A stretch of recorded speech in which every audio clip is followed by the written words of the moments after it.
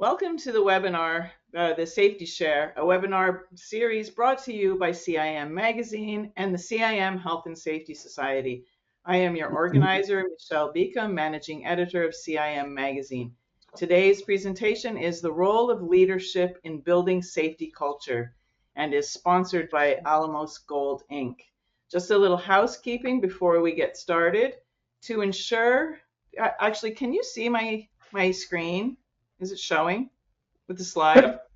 Okay, it doesn't look like it's showing. Sorry. Okay, to ensure that you have optimal audio, if you joined by computer, please make sure you've selected the computer audio button.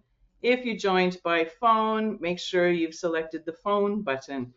If you have any questions during the presentation, type them into the question panel in the GoToWebinar control panel. It's underneath the question mark, and the questions will be reserved till the question period at the end. Note that we will have a few poll questions during the presentation, so pay attention.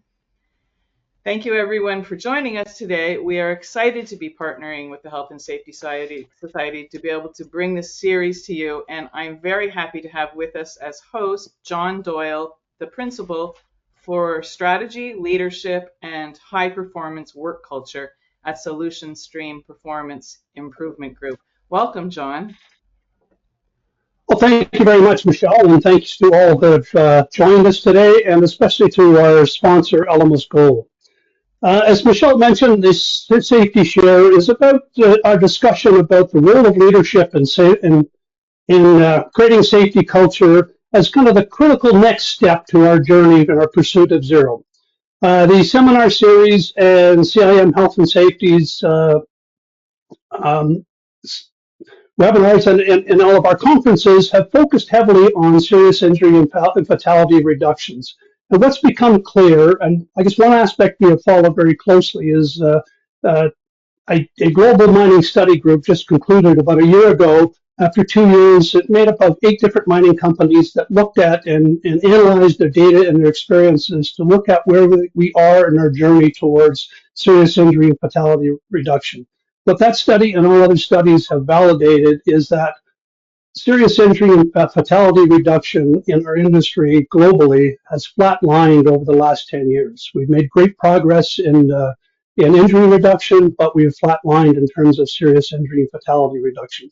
At the same time, the maturity of our safety culture has flatlined over the same period. So we haven't been advancing that safety culture that we need to continue that journey.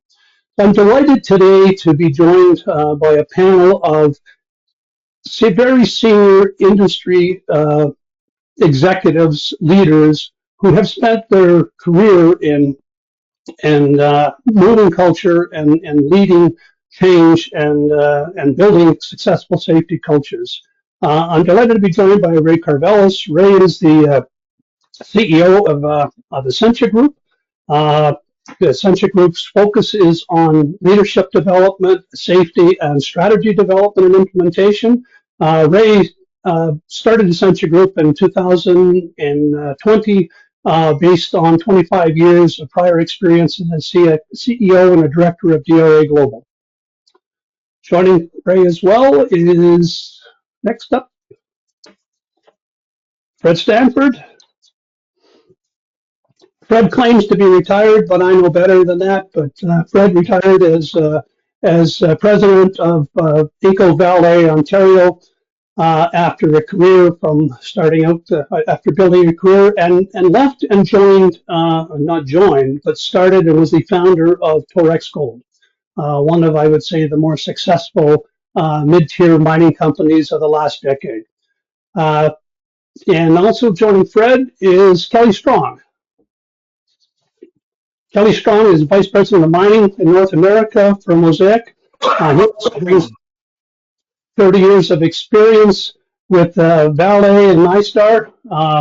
So we have a panel that is very deep in industry knowledge, very strong in people culture, and is here today. And our objective today is just to have a discussion. So we want to have a discussion. So I guess we'll kick it off, and we want to have a discussion, but we also want to each of our attendees to go away with some actionable insights that you can actually apply that's going to help to shape the culture of the organizations that you're a part of and start to move the needle on serious injury and fatality reductions.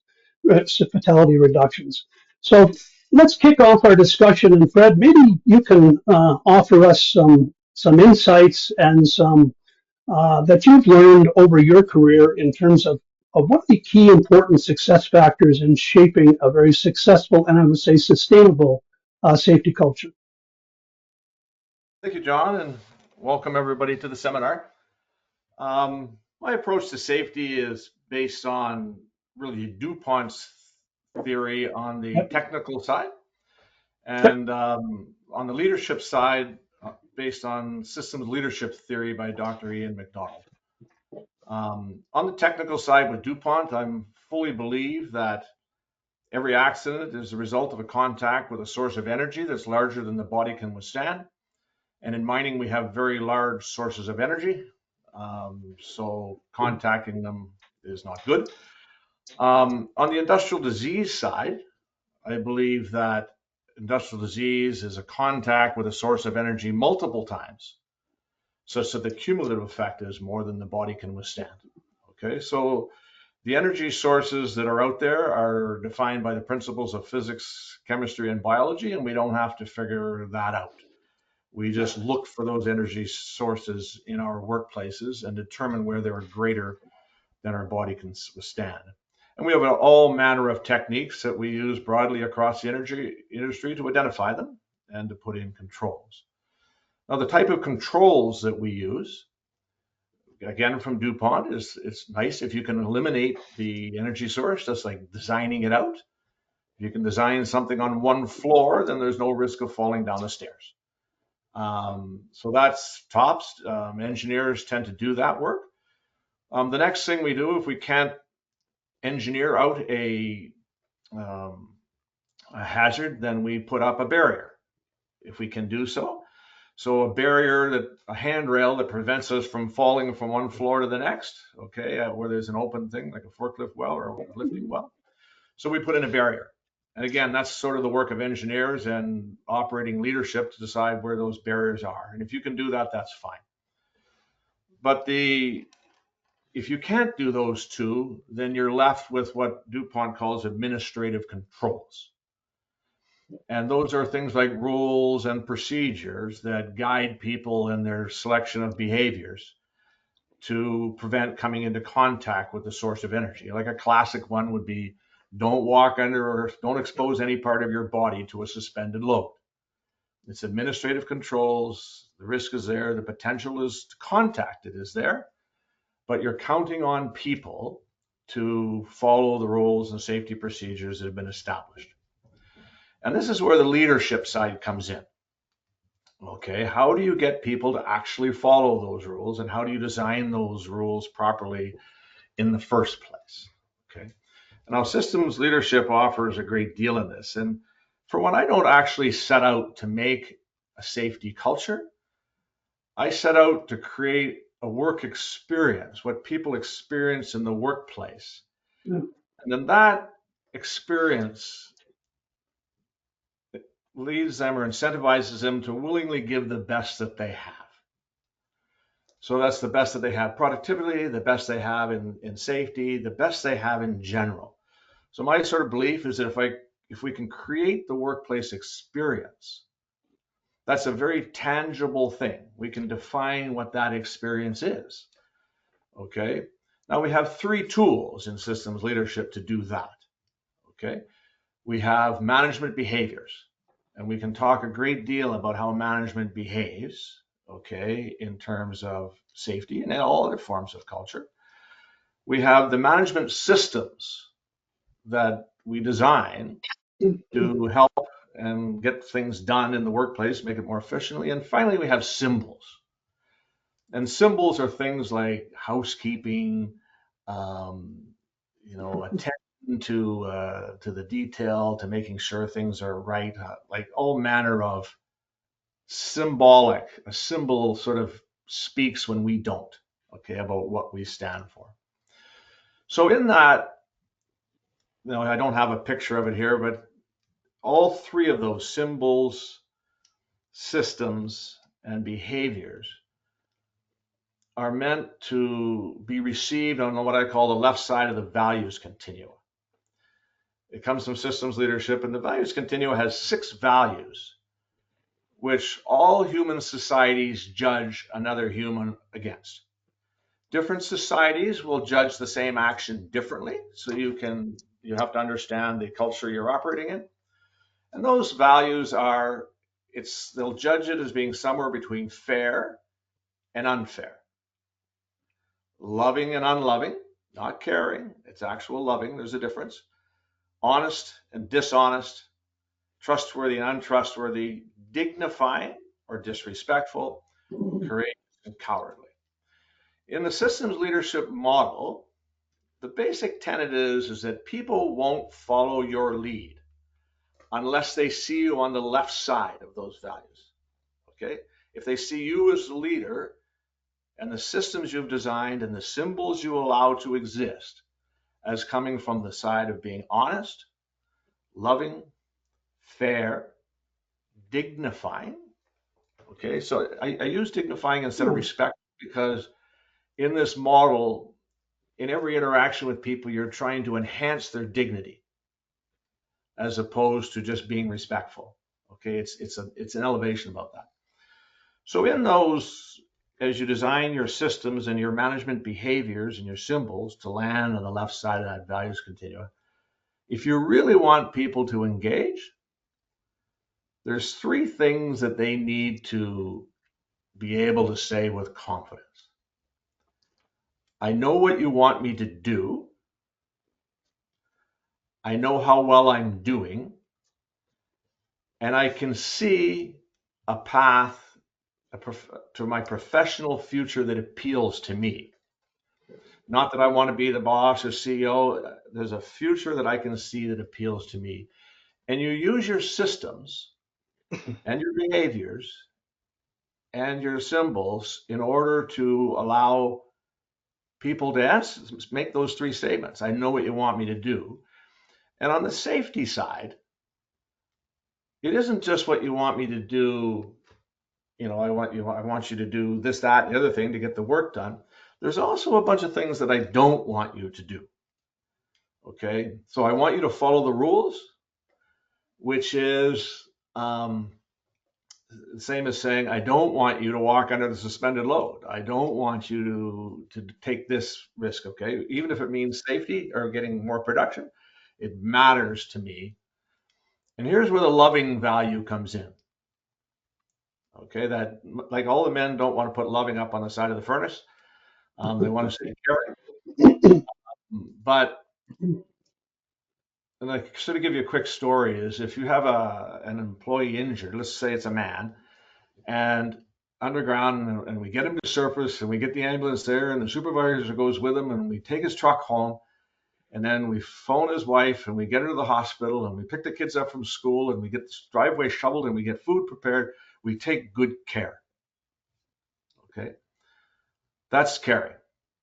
Loving is what would you have done to stop that injury from happening in the first place if that was your son working in that mine? Okay, that's the difference between loving and caring. What would you have done? Because somebody has entrusted you with their son or their daughter. Okay, and that comes down to a matter of making the rules very, very clear, but also establishing consequences for not following them. And I could say in my career, I have fired. I remember one story where I fired a guy who would not follow the safety rules. And the sources of energy in mining are too big to have people not follow the rules. Okay, and he wouldn't follow them. So I had to. I would rather you work at McDonald's, where the source of energy is a hot grill and you can burn your finger, but it won't kill you. Okay. And a few years later, I was in a mall in Sudbury, and he came walking over towards me, and I told my wife, maybe you had best drift away a little bit. I don't know how this is going to go. And he came over and thanked me. He thanked me because he thought I had probably saved his life. And that's loving. What would you do to save that person? And that's not always It's always from the heart, but it's not always Yeah, pleasant at the. And I'll good. leave it at that. Excellent. Excellent. Thanks very much, Brett. And it's when you can create that culture that people know, first of all, the values are aligned, and you know that you care to that extent. You've got to be on the winning side of culture. Kelly, you kind of grew up in the same environment as Fred, where you had to take an old culture and shape it into a new culture that was going to deliver different outcomes for our people and the organization. What are some of the challenges that you run into? Well, I think, just adding on to some of Fred's comments, companies nowadays, they typically will have they have good systems. They have good safety systems. When you look at policies and procedures and tools that we use in the field. And that's kind of what I almost call it, that's the business end of safety. You're designing what your programs want to look like and what your elements are. But then there's sort of this leadership side of safety that I think that is really the differential or the game changer, and that tugs more at the things that was kind of spoken earlier around just the hearts and minds of people. And I think there's always a temptation if you have incidents or you're following statistics or trends or whatever that you will put you'll be over administratively on your safety programs, which more audits or more things aren't necessarily what's going to move the needle for you. For me, it's really around being out in the field and interacting with the people and getting to understand, yeah, what your expectations are as a leader, but also to show that, yeah, you are caring about their safety, and your goal is to make sure that they're going to get home, each and every shift. And I think that has such a powerful impact. It's very hard to measure what that is because it's not, it doesn't come in the form of a statistic all the time. But that's really, I think, where you start to cultivate that engagement with your workforce, and where, they're understanding not only your expectations, but you're looking out for their best interests. So I think it's just, kind of not trying to find a new mousetrap in your safety program if you've got all the right things. It's really the application of it in the field that, for me, makes a big difference.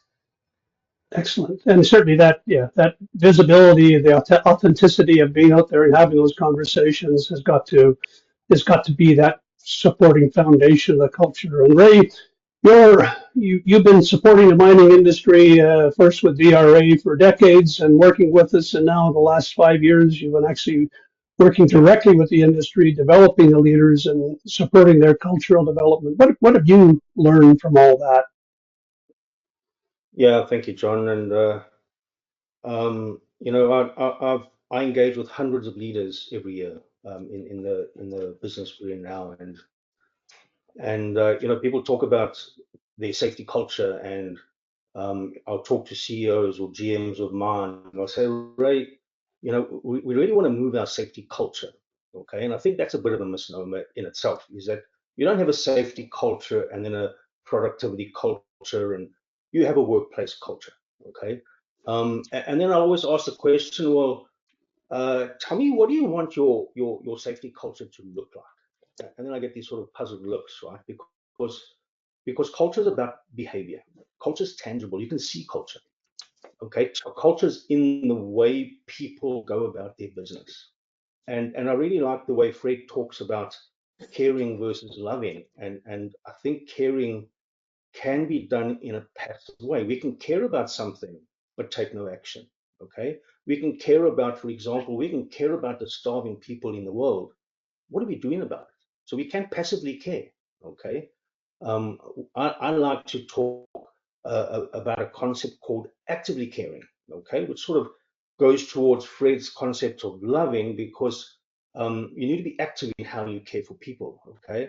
I think it's wonderful that we can talk about loving our people in the workplace, which is sometimes difficult to talk about, especially when you're talking to people in our industry, miners who don't believe love maybe belongs in the workplace. So we're not talking about going out there and saying, "Hey, John, I love you, man. Give me a hug." We're not talking about that, okay? We're talking about being active in how we care for our people, okay? You know, John, I really care for your safety. I don't want you to get hurt, and that's why I'm having this conversation. That shows that you care. So in terms of actively caring, there's a number of pieces there's 5 pieces of that puzzle that we as leaders all can influence the motivation and the engagement of our people. And those 5 pieces I'm going to go over very quickly. The first one is self-esteem. Okay. We want to be building self-esteem in every single person in our organization. Okay. And we as leaders, our behaviors, the things we say and do can either build a person's self-esteem or it can undermine it. Okay. So that's the first piece of the puzzle. We need to be thinking, what can I do to build the self-esteem of my people? The second piece is the self-efficacy or the self-confidence. What am I doing as a leader to build the self-confidence of each individual and the teams that report into me?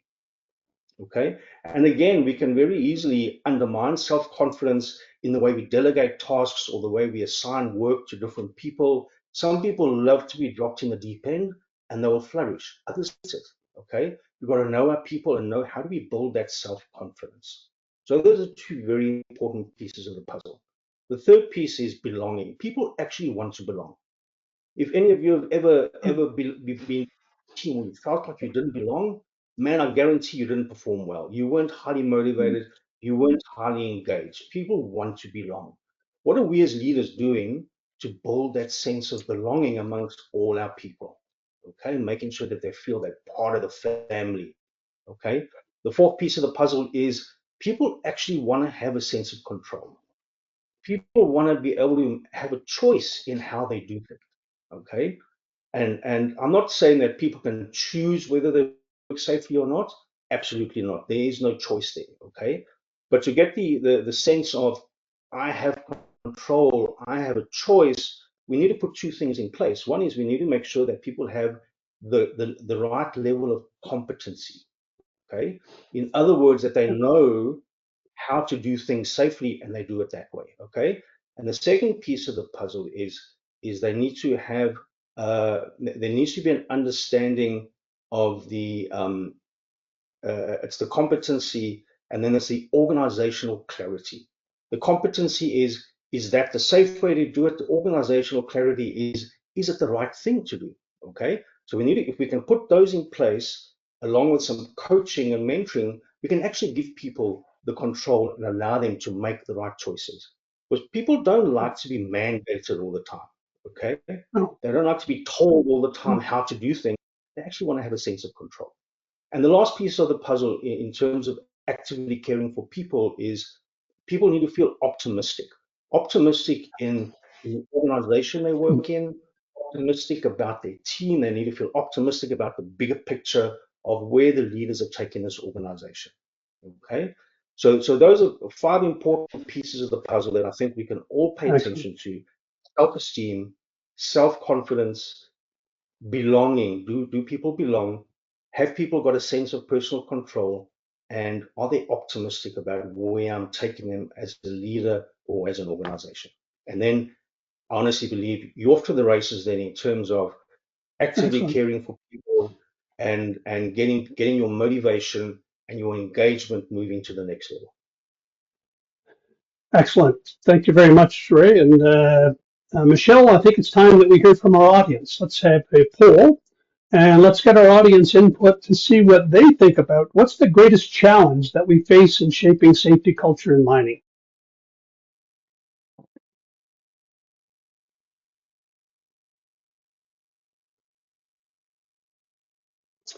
I love the discussion we're having, the active caring aspect of it, because it really is about leadership being out there and being visible and having conversations and getting to know our people at all levels so that we've got some validation of where we're at and where we're not. How are we doing here with our poll?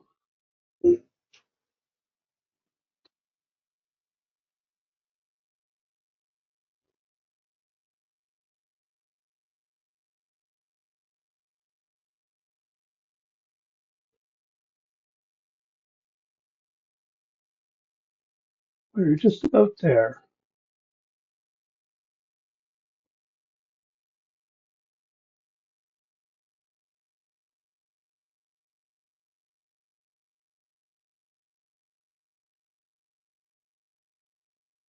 Okay.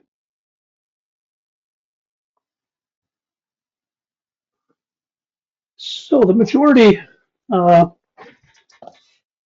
are looking at as the greatest challenge that we face in shaping culture is the conflicting and challenging priorities.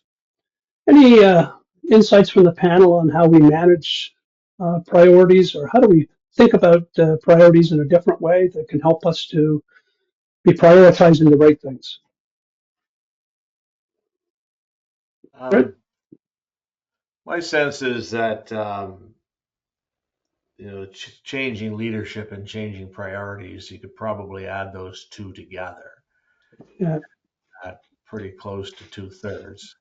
Um, so I would, you know, the workplace experience isn't language that people would commonly use, but if it's a behavioral and a focus and an experience we do learn to focus on, I would expect that what you're seeing there is a lack of consistency in what you want the workplace experience to be. yeah, Okay. If leadership is changing, that doesn't matter if leadership changes and continues on creating the same workplace experience. It's when leadership goes this way and the other one goes that way, then that's a problem. So that sort of indicates to me that senior leadership isn't really establishing what the workplace experience is going to be, and they're allowing it to go all over the place underneath. Changing priorities as it relates to safety, my guess would mean it's the end of the month and we have to get the production up the shaft. And well, I know we said that last week, but and that's just better planning and better commitment to on the leaders for what really matters in the workplace excellent. experience. You just cannot allow um, No, needing the production up shaft at the end of the month to change our safety priorities. excellent. Thanks. And Kelly, one of the other key bigger ticket items was that support for frontline leaders. What does that look like? What are the real needs of those frontline leaders, and how can we as leaders support them to be successful? Yeah, it's an area that I'm pretty passionate about, John. It's work that I'm doing in my current organization around supporting that group, and it has to do with some of the other things that we've talked about. Just that are on that poll, like high turnover, a lot of new people coming into our business, and I think because of those things, having a real Mhm. well-trained group of frontline leaders that are interfacing with the work and our employees is, to me, one of the most important things in the business. And I think it's not only just giving them some of the technical skills they need, whether it's, through safety and identifying hazards or what's the process they're actually, supervising, but it's really some of those skills that they need when it's dealing with people, with difficult situations, with holding people accountable. We work in unionized environments as well, and obviously you have to, understand how that works. So I think getting those groups prepared and trained and supported the best way we can. I think over time there's been a bit of, I would say, empowerment pulled away from those positions over time, and I think it's trying to move more into the direction of empowering that group and truly making them the first line of management. And if they're making the decisions, whether it be safety, production, decisions on behalf of the employee when it comes to things even like vacation, whatever it is, but really be that person our employees go to, for information and for support. And I've been in operations where you have 20 or 30 of those leaders that are excellent. The place just runs unbelievably well. I've been in other places where there's some major gaps there, and it becomes challenging at all fronts of your business. So I really am a big believer in investing a lot in that frontline leadership, to do the things they need to do to make sure people are safe and do the work they're assigned to do. Excellent. And yeah, couldn't agree more. And Ray, you've been dealing a lot directly with frontline leaders in terms of Yeah. providing them that leadership experience, but also in supporting them in the needs of management above them to make sure that they have those tools, they have clarity about the accountability, they know that management has their backs when they're making decisions. What are you hearing from frontline leaders? Sure, John. We've probably worked with, over 1,000 frontline supervisors, even lead hands. And one of the things that we see is, we talk about changing priorities. It's not so much about changing priorities. The priorities are not clear to these folks. Okay. Um, I can tell you that if you ask 5 or 6 different supervisors in mine operations on a mine, what's the vision of their manager that they report to, you'll get probably 12 different answers from 6 people. Okay, there isn't a clear vision. Our leaders are not cascading their personal vision, the journey they're taking their people on, and their priorities sufficiently to those frontline supervisors. Okay, when we work with frontline supervisors, they are chased from pillar to post. They spend 3/4 of the day doing administration. Then they've got to get into the field. And then the superintendent calls them in and says, okay, now we've got to do this, we've got to focus on this, the priorities have changed. It's not so much they've changed, it's that they're just not clear. Okay, we've got to be more really focused on having that clear picture, that bigger picture, and we share that with the frontline supervisors and get them to share it with the frontline workers, because that's where the action really happens, is with your frontline workers. And it's great to say, yeah, let's develop those frontline leaders. We need to do that. Okay, and it's not putting these frontline leaders on a training course for a day or sending them to a workshop or doing some LinkedIn program. That doesn't work. It just does not work. Okay, leadership development is about behavior change, and behavior change comes with time. Behavior change comes with spaced repetition of keep doing those same things over and over, and having someone that's there to guide you through it and reinforce when you're doing the right thing. So that's a really important piece.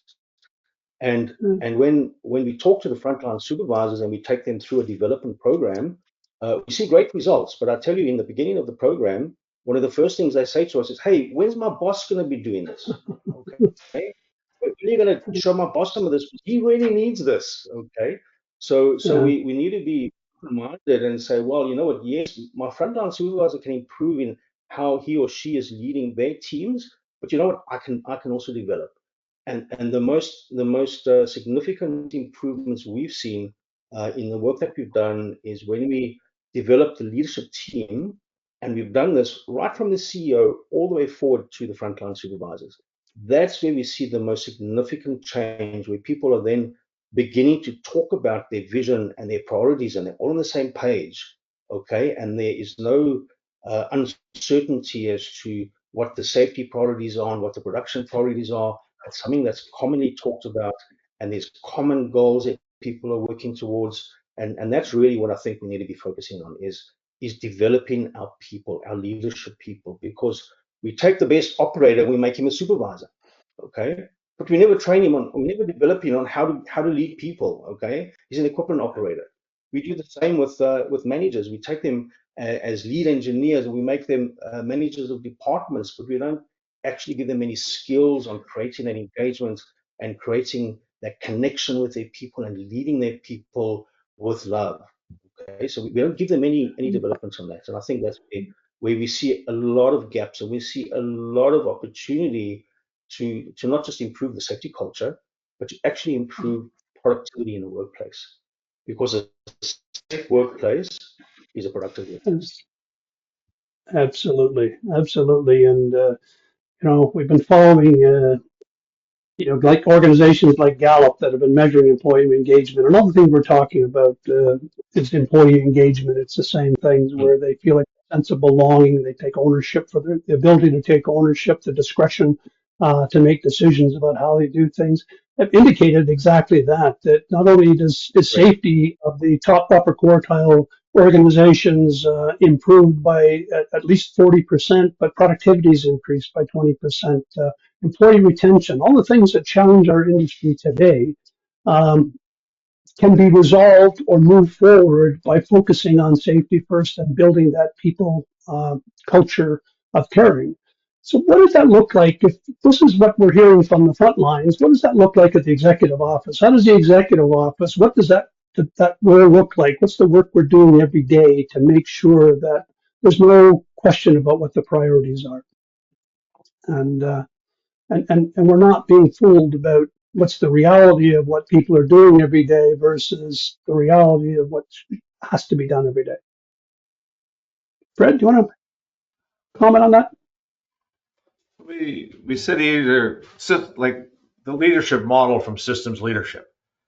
Yep. It says, we have three tools. We have management behaviors, and Kelly talked a lot about those. Okay, getting out in the field, and visible leadership is another term that's used.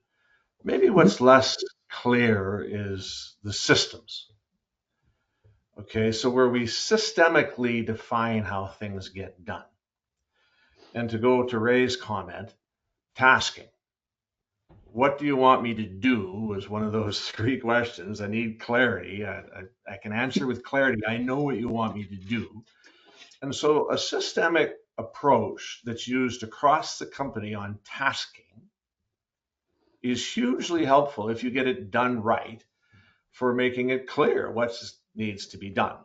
And we task in two ways. One is role descriptions, and the second is just tasks that we assign.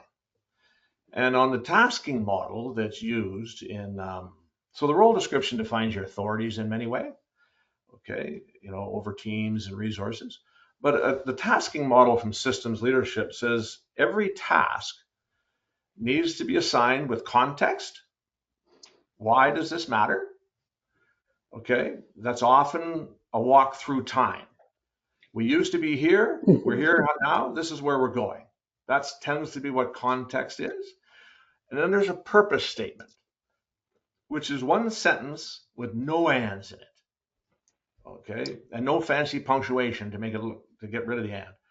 Okay, we're clear. This is what we're here to do. Okay, one sentence purpose. If you can't get it down to one sentence, you don't know what you're asking them to do. And then we define the output. And we define the output in numbers. I need 3 of those, 4 of those, and 6 of these. But then for each of those, we define the quality.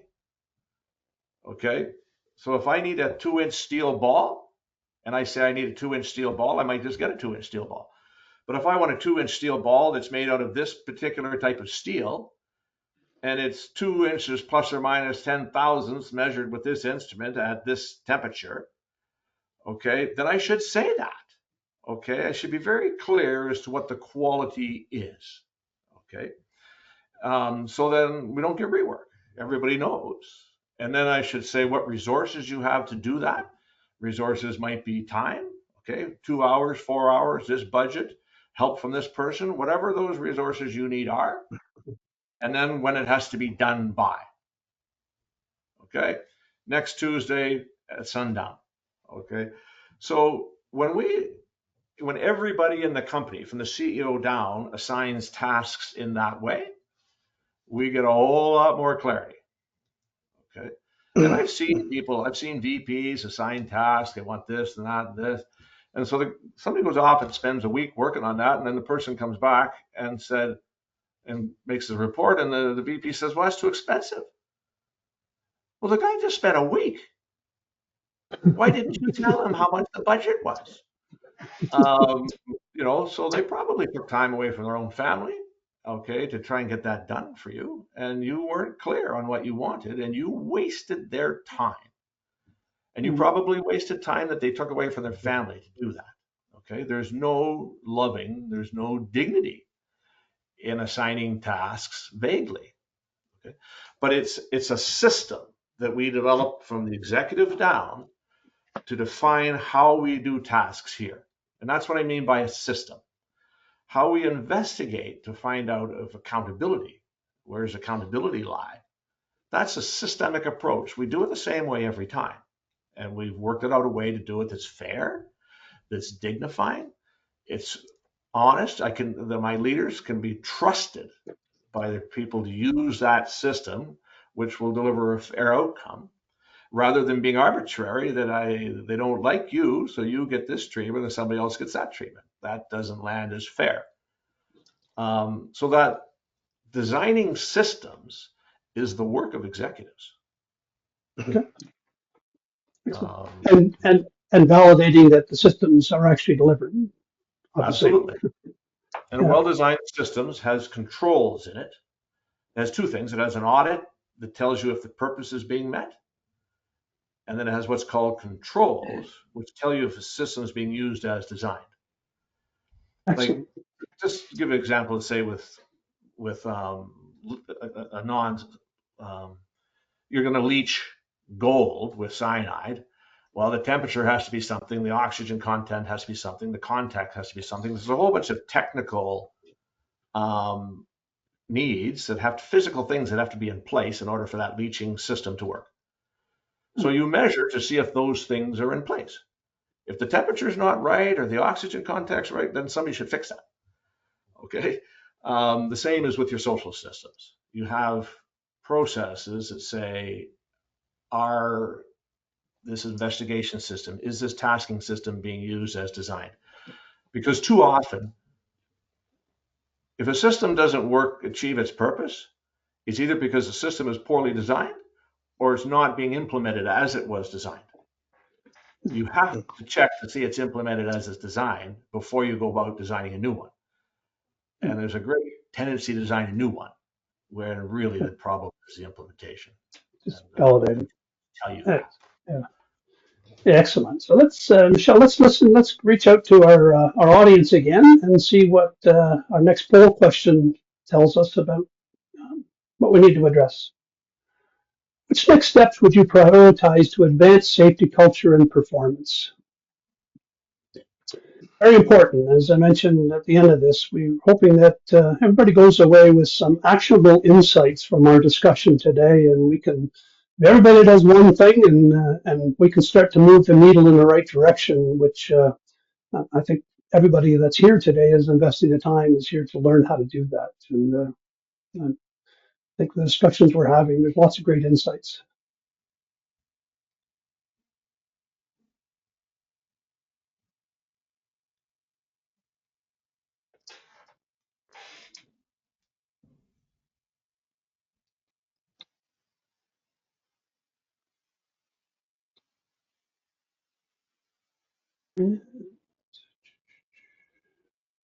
We're almost there. Just a few more to vote, and we'll have a result.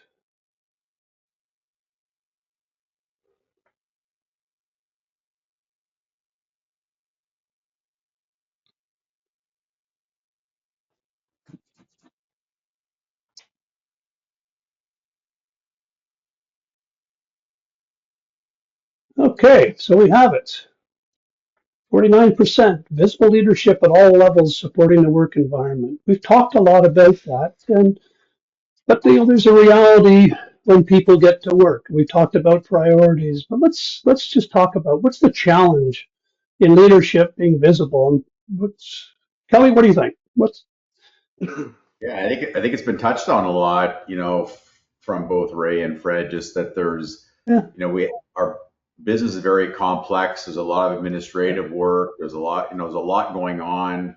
Many of us have, multiple sites, maybe multiple commodities. So there's lots going on, and trying to carve out that time, whether you're a superintendent or a vice president, can be difficult. And I'm a big believer that if you just don't prioritize everything around that, it just doesn't happen, because you're always tempted. Am I going to go out in the plant for a couple hours, or can I bang off these 30 emails and get my inbox trimmed down a little bit? So it's always a temptation to do one versus the other, and because you can measure work that you get done in your office, in your administrative work. It's hard to measure the value of when you're going out to the field, and the impact that's having on people. So I make it a point of every Friday, people know not to book things Friday for me, because I'm out in the field every morning and out in the plants. yeah. So you make that part of your routine. There's no doubt about it. It's there. It's in your calendar. That's a decision you're making It's there. People just know not to do consistently. it. And yeah, and one thing, John, I would just add too, and I think when you go out and the interaction is so important. One thing is getting out there, but it's what are you talking about? What's the interaction you're having? Ah, And yeah. people will know, if safety is really a value for you, if you really do care for that person or that group you're speaking to, they'll know it. It's something they know if you're going to be genuine or disgenuine. And a very, very short story I want to share is, in Ontario, back in the early 80s, there was a Burkett Commission done on mine safety. And it was done by a fellow named Kevin Burkett, who I got to know very well for other reasons.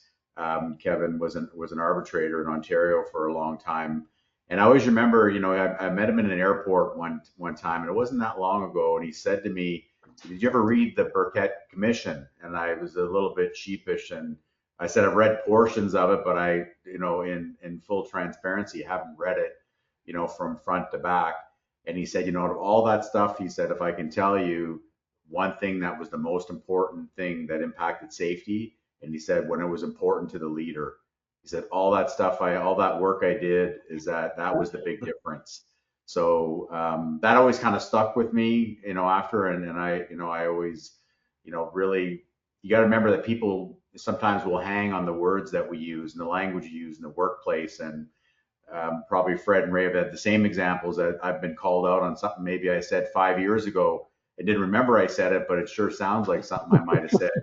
And so we have to really be mindful of how we speak to Yeah. people, the language we use, because they are listening, and they are going to then see what we say, and then they're going to watch our actions after that if they match the words that we're speaking. So just my view on that particular item.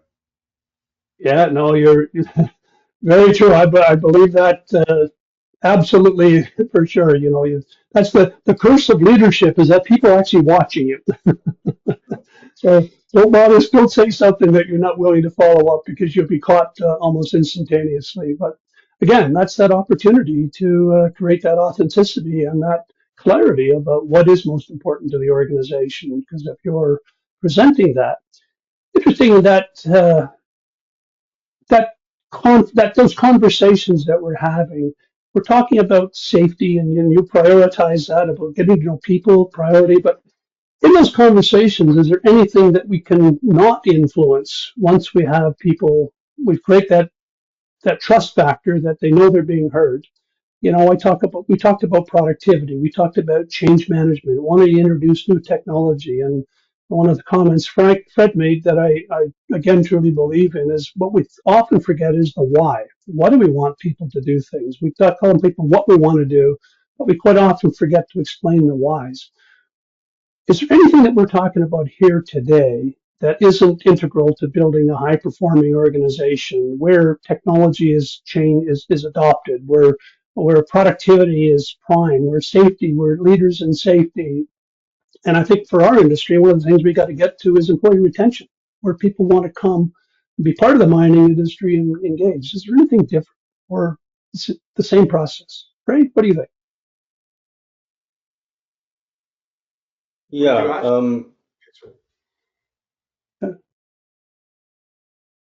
I can go ahead, Fred, and talk about Yeah. this a little bit. I really just want to latch on to what Kelly just said as well, and that as leaders, don't underestimate the profound influence your behavior has on the behavior of your Yes. people. It's profound. Everything you say and do is being watched, okay? And it has a profound influence on how people behave. But John, you talked a little bit about Gallup a little while Yep. ago, and I love looking at their stuff. They release a State of the Global Workplace report annually. Yep. It's a free download. If anyone wants to have a really insightful read, it's really interesting. Download the Gallup State of the Global Workplace report. The 2024 report was issued in February, I think. And what you'll see in that report, we talk about our safety performance is flatlined. Okay. I don't think it's coincidental that Gallup talks about not a flat line, but a drastic decline in employee engagement over the same period. Okay. Employee engagement, according to the Gallup survey, has dropped to its lowest levels since 2014. Okay.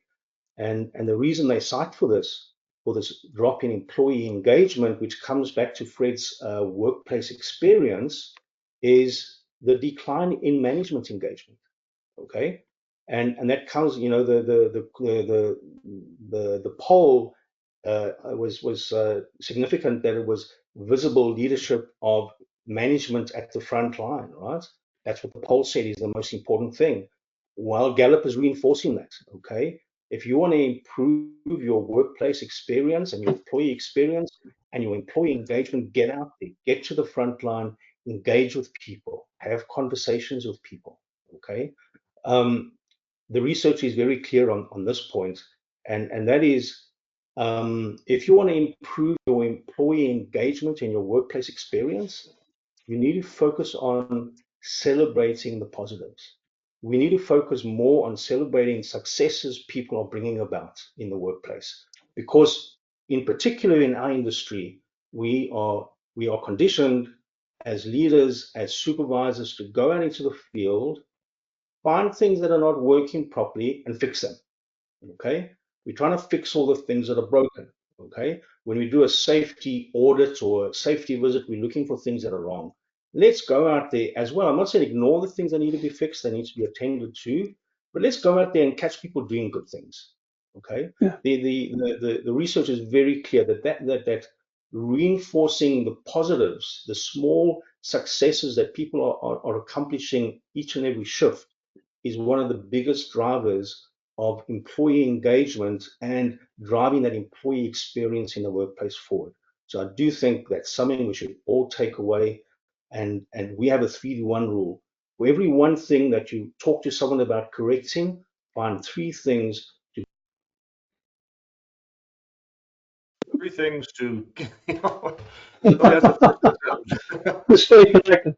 Right. And I know we all know the answer to that. It's kind of 3 positive things that are happening. And it's really about spending more time recognizing the right behaviors and little time. You're back.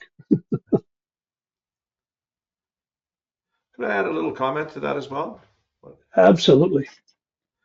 I think it goes with, if you get the workplace experience right, okay, and your people are firing on all cylinders, you have a whole lot fewer emails you have to answer, okay, and there's Yeah. things, getting out there and getting that right means that you have more time to get out there and do that right.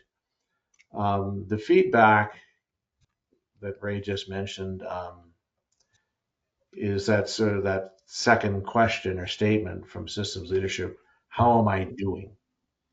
Okay, what do you want me to do? How am I doing? And what's my future?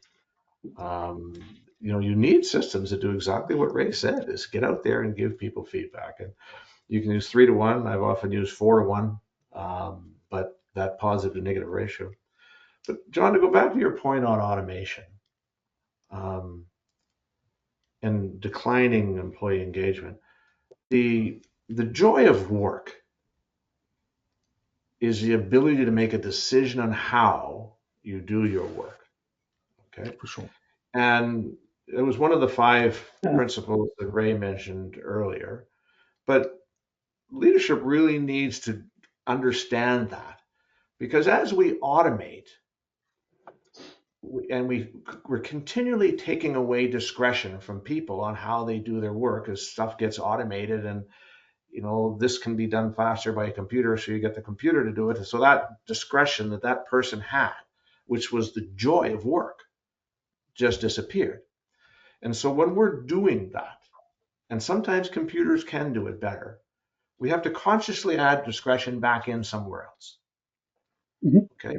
So if we're going to automate how we manage the float cells, then we should give that person discretion on how they purchase supplies, or how they book the preventative maintenance, or how they organize and schedule the vacations, or whatever. We have to give people discretion. And it's soul destroying to not have it. And Yeah. so we have to balance automation with that understanding of what gives people joy. And you don't get Yep. engagement without joy. Absolutely. And I'm going to flip to a few questions we're getting from the audience, and thank you very much to those contributing. But Fred, you're leading right into the first one, and I think our conversation has been, it's how is leadership adapting to new generations and their values? And a lot of what we talked about engagement is what new generations and friend of I think a few of you, Mark Quitafani, made a statement in a presentation he made talking about this younger generation's need for a sense of purpose. And I think it's along the lines that they want to be part of something that's greater than, where they're making a contribution to society, something that's greater than themselves. And I think a lot of our conversation is addressing, but are we really addressing the needs of younger generations to attract them to the mining, not really attract them, but attract them and have them retained and engaged to the mining industry? Comments? John, I would just say that I think it's a mix now. I think where Yeah. we know, or I know there's an issue. The challenge is it's people that work inside my organization that are more attuned to that generation, know what the solutions are. So you really got to tap into some of your professionals that really understand what those needs are. Some people value their time off more, maybe work flexibility. They don't maybe want to be close to their extended family. Needs are changing in the workforce all across, and I think we understand it's a problem, but I don't have the answers. Being in the generation that I'm in, so I think I know what we do is really start talking to our professionals that maybe got 5 years in that really understand how we should shape work, how we should shape things, so it does attract people into our business, because it certainly has changed from when I started a number of years ago. Absolutely. Generational changes. Yeah, Fred? So generations change, and they've always changed. And locations change too. The values, what people value is different in different places and different cultures. Okay, but I think the values continue gives you the tool to listen through. What is it that this generation finds to be fair? What is it that they find to be honest and trustworthy? And if it could easily be different from one generation to the next, and it could be different between here and Argentina. But if you listen through those values, then you can understand, when they say, well, this doesn't land right. Is it not landing as fair? Is it not landing as honest? Is it not landing as trustworthy? What is it? And that allows you to recalibrate. So that's a tool, or I would call it a system, that allows you to listen. And in my personal experience, most human conflict is a result of a conflict with one of those values. Okay, if you're at odds, you listen carefully. One of those 6 values has been offended, and once you figure out which one it is, it doesn't take too long to fix it. Excellent. Yeah. Anyway, so Totally agree. Ray, any additional comments on that? Oh, we've lost your. Uh, Sorry, it was me. Uh, I think Fred and Kelly covered it quite nicely. I think we've got to be aware of the different generations. We need to make mining appear attractive. It's got to be appearing to be fun to the younger generation, and there's always going to be challenges with the younger generation wanting to be working from home, wanting to be with their families as opposed to wanting mining. That's not always possible. But you know what? Working on a fly in, fly out, and having literally half the year off at 2 weeks in, 2 weeks out. Some people love that lifestyle, and I know people personally who travel the world in their time off. So we've got to make it attractive to the right people. yeah, it's got to align with their values, their needs. I think we're drawing near the end of our hour. Michelle, I'll turn it back over to you. Thanks, John. And thank you, Kelly, Ray, and Fred. And also a special thanks to Alamos Gold for sponsoring today's episode of the Safety Share. I'd like to thank all of our attendees and ask that you please fill out the short survey that pops up on your screen at the close of the webinar. A link to the video recording of this webinar will be emailed to you tomorrow. We hope you will join us for the next episode of the Safety Share in September. Watch the CIM calendar of events at cim.org for details. We hope to see you there and enjoy the rest of your day. Thank you. Thanks to all. Thanks. Thanks, Thanks everyone. all. Bye. Thank you.